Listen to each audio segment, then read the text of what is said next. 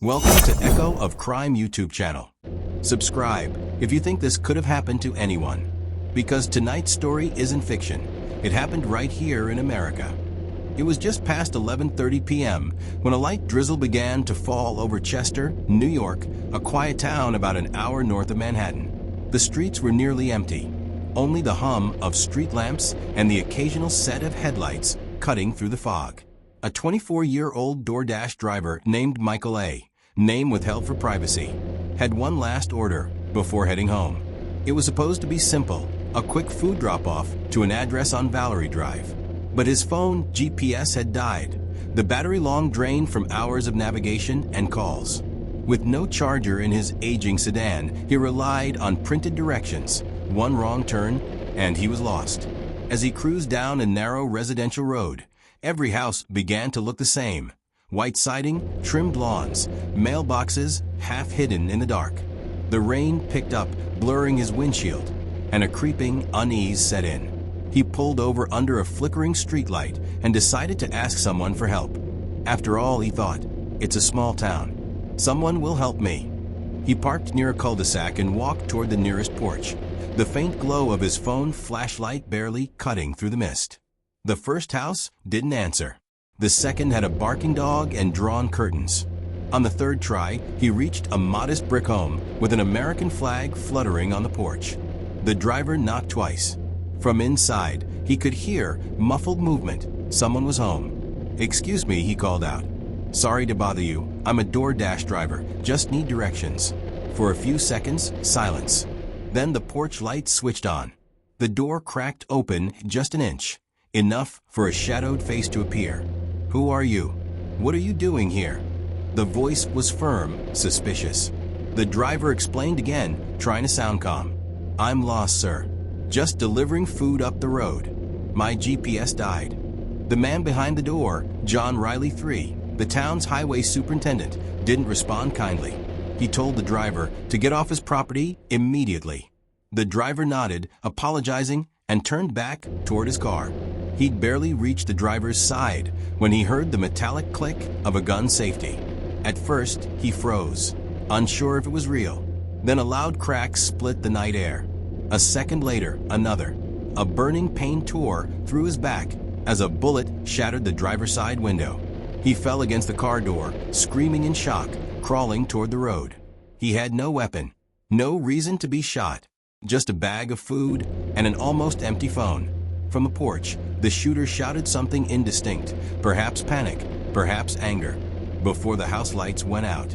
Neighbors later told police they heard 3 distinct gunshots, then a car horn blaring for nearly 30 seconds. Someone finally called 911. When state troopers arrived, they found the driver slumped near his car door, barely conscious, but alive. The bag of food, still warm, sat spilled across the pavement. The shooter, John Riley III, claimed he thought the driver was an intruder. But as officers surveyed the quiet, rain-soaked street, one thing became clear. This wasn't a burglary gone wrong. This was a man who had simply taken a wrong turn, asked for directions, and nearly lost his life for it. If you think this couldn't happen in your town, think again. The quiet calm of Valerie Drive shattered as flashing red and blue lights painted the rain-slick pavement. State troopers moved quickly, marking shell casings, stringing yellow tape across the yard. The young DoorDash driver, now identified as 24-year-old Michael A., was barely breathing. One bullet had entered through his back and lodged near his ribs. Another grazed his arm. When first responders lifted him onto the stretcher, his shirt was soaked not just from rain, but from blood. Through broken gasps, he kept repeating, "I just asked for directions." Inside the house, John J. Riley III, the 48-year-old highway superintendent for the town of Chester, stood frozen in the doorway. His hands trembled as officers instructed him to put down his firearm, a legally owned Glock 9mm. He complied but kept saying, "I thought he was breaking in." Investigators immediately noticed inconsistencies. The driver's car was parked on the street, not in Riley's driveway. The driver never entered the property, and the shots were fired as the victim was leaving, not approaching. Riley was taken into custody for questioning, where he repeated the same claim. He feared for his life. But state police weren't convinced. They reviewed doorbell camera footage from neighboring homes, which captured flashes of muzzle light and the driver's screams echoing in the rain. The recordings clearly showed no sign of aggression from the delivery worker, just a lost man trying to leave. Within hours, Riley was arrested and charged with attempted murder, first-degree assault, and criminal possession of a firearm. The case stunned the local community. Riley wasn't a stranger to law enforcement. He was a respected town employee, a firearms dealer, and a figure often seen at town meetings. No one expected this from him, one resident said. He was the guy who fixed the roads.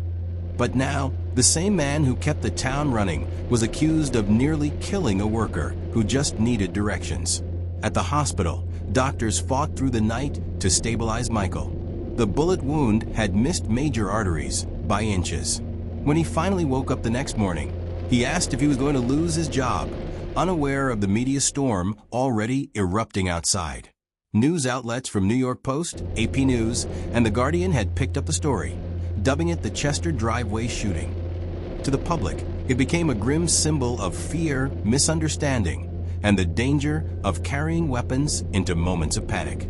Meanwhile, Riley was held at the Orange County Jail, his mugshot plastered across every local paper. Prosecutors described the act as an unjustified and reckless display of force against an unarmed citizen. The DA emphasized that the driver posed zero threat and had done nothing more than knock on a door. By week's end, Riley's arraignment drew a crowd outside the courthouse, some defending him, others demanding justice. A few held signs reading, "No one should die for being lost." Inside, the driver's family remained silent, shaken by how close they'd come to losing their son. That night, as news anchors replayed the footage on every station, something haunting echoed through every living room across America. A realization that even ordinary jobs could turn deadly when fear meets firearms. The small town of Chester would never look the same again. Before you go to sleep tonight, remember, sometimes the scariest stories aren't told in the dark. They happen under the glow of your own porch light. Weeks after the shooting, Chester, New York, was no longer the quiet town it once was. News vans lined the streets near Valerie Drive, their satellite dishes pointed skyward. Reporters spoke of fear, justice, and the growing sense of unease among gig economy workers who drove those same dark roads each night. Across the nation, delivery drivers began sharing their own stories, being chased, threatened, mistaken for prowlers. But none of them had expected someone in public office to pull the trigger. The DoorDash driveway shooting had become a national conversation. Meanwhile, Michael, the 24-year-old survivor, began a long recovery at Westchester Medical Center. Doctors said he was lucky to be alive. 1 inch to the left, and the bullet would have pierced his lung. When investigators finally visited his room, he said something simple that stuck with them. "I wasn't scared until he turned on the light." He recounted every moment. The door opening just a crack, the voice demanding he leave, the sound of rain mixing with the gunfire. For Michael, the trauma was more than physical. He developed a deep fear of doorsteps, of night shifts, of being mistaken again for something he wasn't. In mid-May 2025, John J. Riley III stood before the Orange County Supreme Court, flanked by his attorneys. The courtroom was packed. The district attorney presented body cam footage and ballistics evidence, proving the shots were fired as the driver was retreating. Prosecutors called it a deliberate act fueled by paranoia and power. The defense argued fear, that Riley thought he was protecting his home. But as testimony unfolded, it became clear this wasn't a split-second mistake. He'd fired 3 times, aiming through glass into the night, at a man with nothing but a paper bag of food. The judge ordered Riley held without bail pending trial, facing up to 25 years in prison. Outside, the driver's family issued a quiet statement. No delivery is worth dying for. No job should end with a bullet. The story spread across social media, sparking petitions and national headlines about safety reform for gig workers. DoorDash issued a statement promising new safety tools, including emergency assistance buttons and automatic location tracking for every delivery after dark. For many, It felt like a small measure of justice in a story that should never have happened. By summer, the town tried to move on. But for residents of Chester, the echo of that night lingered. People started leaving porch lights on for drivers. Local restaurants began adding safe pickup zones. Every new driver who took a late-night order in the area knew the story. A chilling reminder whispered between headlights and empty driveways. And as the headlines faded, one truth remained. It wasn't a horror movie, or a ghost story, or a legend born on Reddit. It was real, a knock on the wrong door, a frightened man with a gun, and a town forever marked by a few seconds of fear. So when your phone buzzes late at night with a delivery notification, take a moment before you open the door. Because sometimes the real horror is what waits behind it.